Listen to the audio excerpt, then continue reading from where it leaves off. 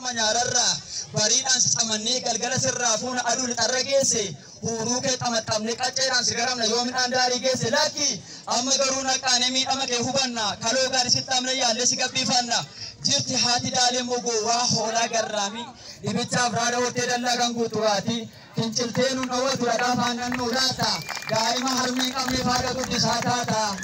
gadi buutee laalteetta shawwaa gogoota jira oomisha dachaan galchuufi dhiirri hagamsa jira hameessalla kuura warra jiboota cimdi dagusaaf xaafii qote warra tuula dilbii xinnoo ishee ol'aanese naannoo hamboo sin geessu haati gootota deessa jannata nuu fageessu fagoo taa'ee gamatti warra diina rukutu addaanyummaa barbaannaan qaxalee kirrii kutu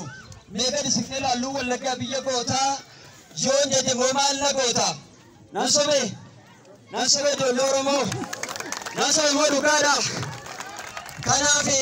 barattoonni hundumtuu guyyaa kana kan geessani hundumtuu baga gammadanii baga har'a geessanii haamlee guutuu haamlee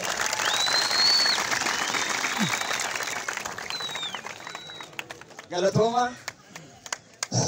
Amilee xixiqqaatu barsiisaa keenya barsiisaan bakka tokko nambifnee garaagarummaa qabu godinaalee Oromiyaa hundayyuu maqaa dha'ee Shawaa giddugala Boorana Harargee Wallagga Baalee Arsii otoo hin jedhin bakka hundayyuu faarsee jira Amilee guddaa akkanaa kennitanii hin barbaadan.